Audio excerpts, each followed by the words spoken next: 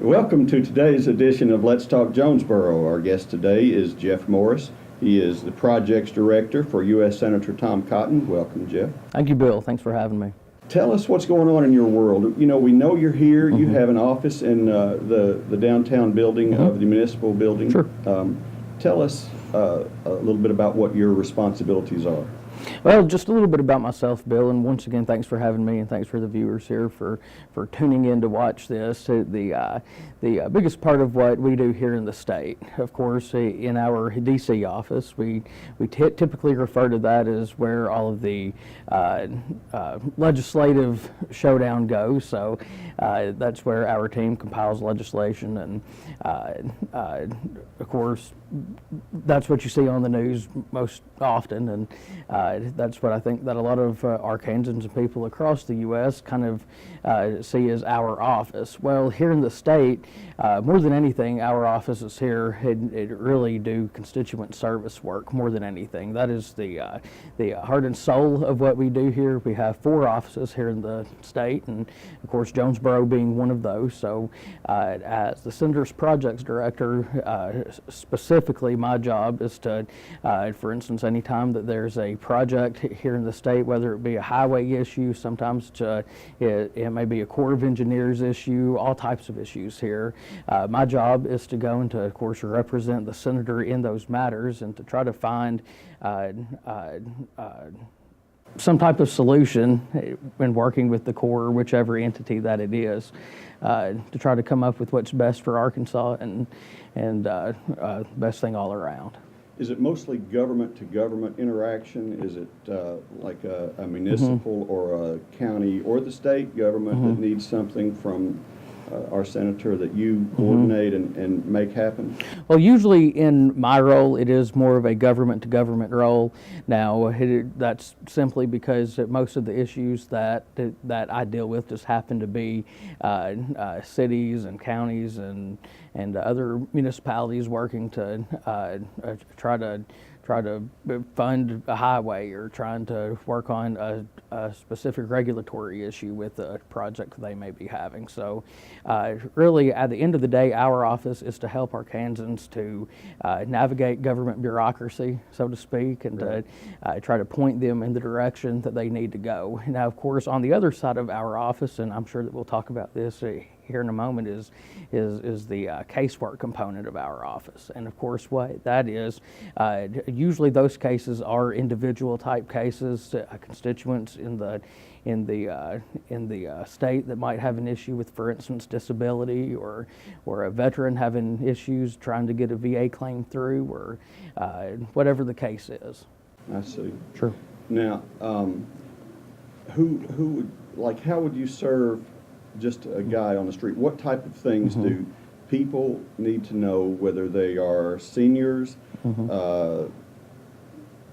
teenagers, all in between? What do they need to know they can come to you for?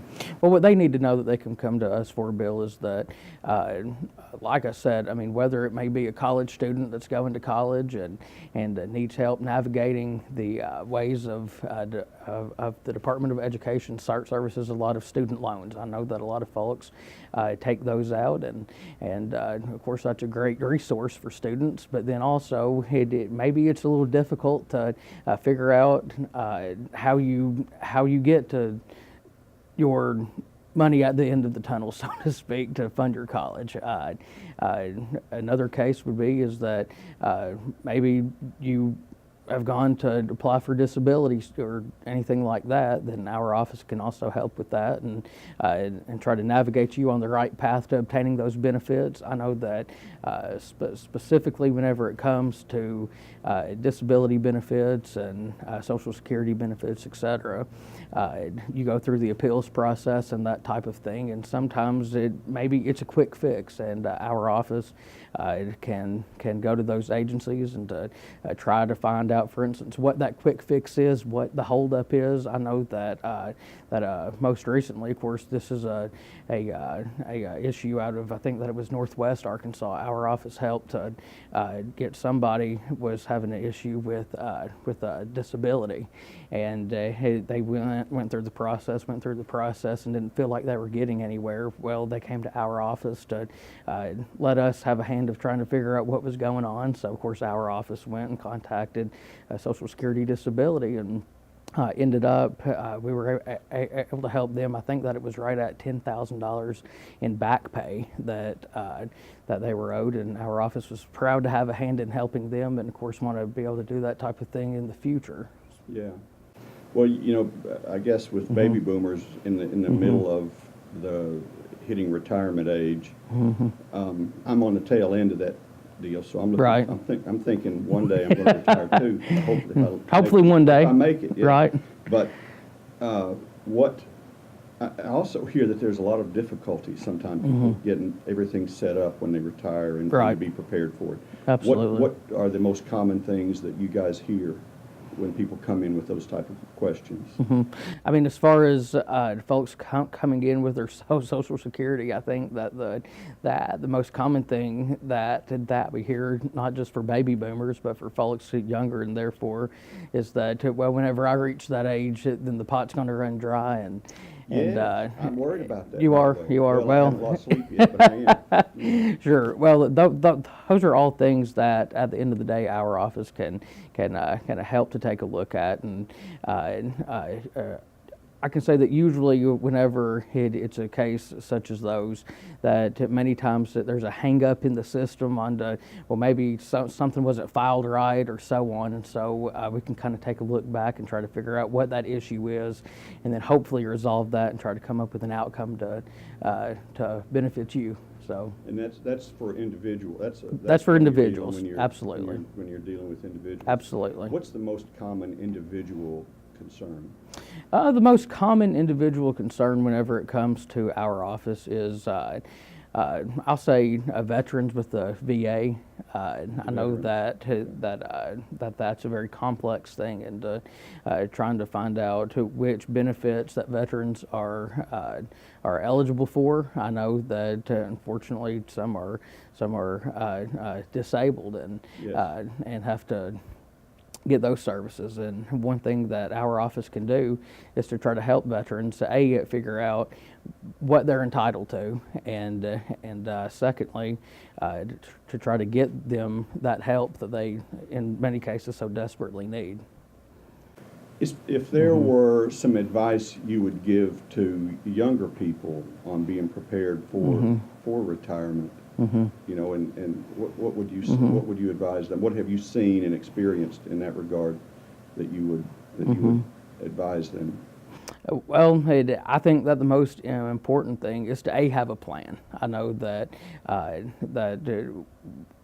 down the road, it's always good to have a plan to know where you're going to put your money. I mean, of course, invest wisely, but then also to save money here starting out. I know I'm just 24 years old, and so that's something that I personally most recently dealt with is well, how do I want to save money now, and where do I want to invest money now to make sure that I have a retirement later on down the road. And now, and speaking from a government standpoint, as your office is in Jonesboro, Sure. I know you travel over. Tell me, do you I have a do. region? Well, now as projects director, I have the entire state of Arkansas, Entire and state. so, and of course, my job is to go. I may be over in Northwest Arkansas one day. I may be down in the Delta the next. I may be in Little Rock. So Wherever those you're issues are. And I know in our region we have an issue with flooding, and you talked Sure. about the Corps of Engineers. Sure. Is that a major part of your focus right now? That's a major part of my day-to-day operations. Usually, the Corps of Engineers is always something that our office helps people with, and a big part of my day simply because they cover so much. It isn't necessarily a downfall by the Corps of Engineers that our office has to help or whatnot. It's just that for instance, the Corps is such a large entity that that many times folks need help navigating that. And so, for instance, up in Pocahontas, we just had I guess it was almost a year ago from now. We had a devastating flood there, and so now a lot of what I know that the good folks up that way and at the Corps are trying to do is to try to figure out a plan to make sure that folks are protected going forward. And so that's one thing that our office is actively involved in. I know that there are other projects such as here in Jonesboro with the floods that have come just kind of sporadically. They seem to be flash floods. Right. But of course, many of those issues do fall within the Corps of Engineers. And so that's one thing, again, that our office is happy to take a look at and happy to try to find a plan going forward. Something I think that people are getting but haven't always understood is that Jonesboro, for instance, is entirely in a floodplain. Sure. And of course, while there are high points and hills around town, you're generally better off having flood insurance. Absolutely. It doesn't take a whole lot. It doesn't take a whole lot, and I mean that's what it would. Unfortunately, it seems like a lot of folks.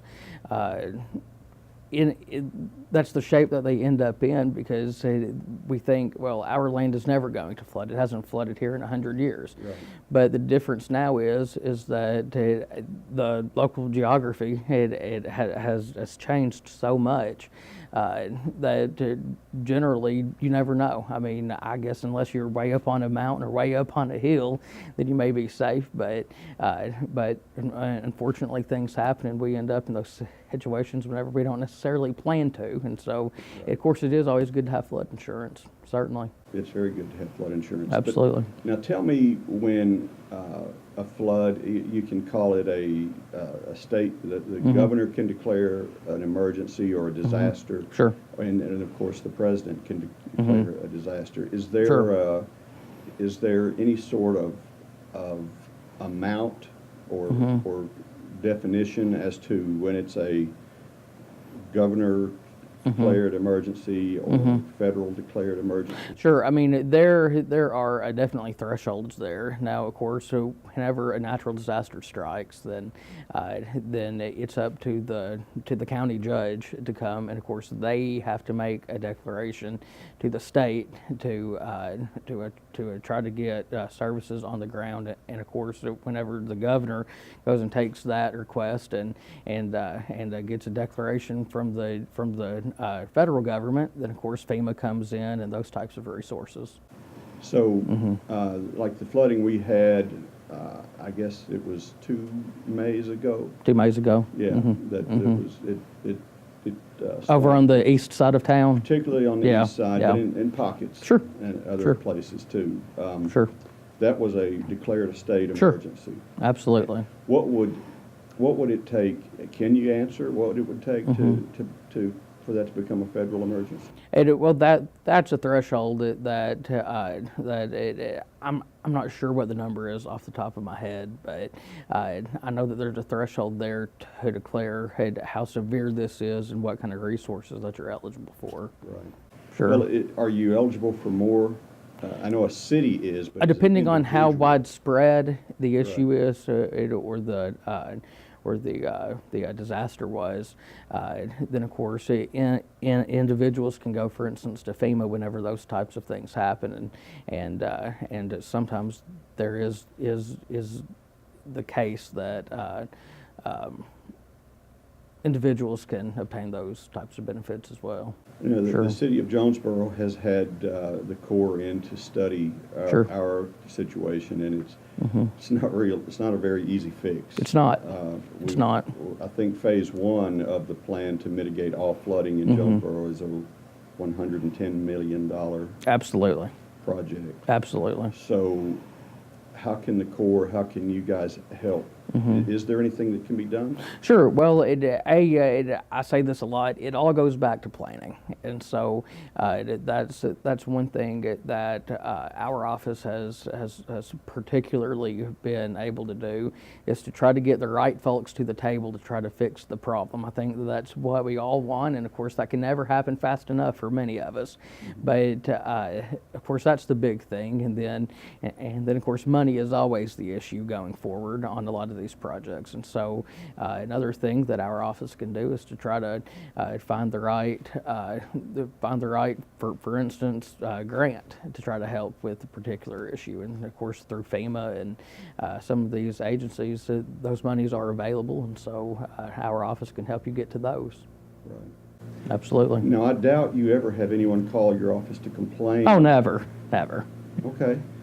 I'm kidding. Are you okay? Well, Sure. of the legitimate complaints, Sure. What is the one that you would really like to help the most, and you find something that needs to be addressed? Well, usually many of the phone calls that I get are folks just needing to know where to go. And luckily for us, that's usually an easy answer depending on what the issue is. And so, for instance, we may have somebody that has an X issue. Well, first you have to know whether that's a local issue, whether that's a state issue, or of course whether that's a federal issue. Of course, our office has jurisdiction into federal issues, and so whenever it is a federal issue, then we can guide you into the right avenue, to the right agency to try to meet those needs. But then also, if it's a state or local issue, then we're willing to help try to connect them with the people that they need, try to mitigate the problem. Very nice. Sure. Very nice. And your office is located at 300? South Church, yes, sir. Here in the Jonesboro Municipal Building. We're always here and willing to listen and willing to help. And what number should people call, and what website should they try Sure. to contact? Our website is www.cotton.senate.gov. You can always find us there. And then the phone number here for Jonesboro is area code 870-933-6223. If we're not there, obviously leave a message and we'll be glad to call back as soon as we can. Hey, Jeff, Sure. thanks for joining us. You're very on welcome. Let's Talk Jonesboro. Absolutely. Follow us on Facebook and at jonesboro.org, and we'll see you next time. Thank you. Thank you, Bill. Appreciate you, sir. Yes, sir.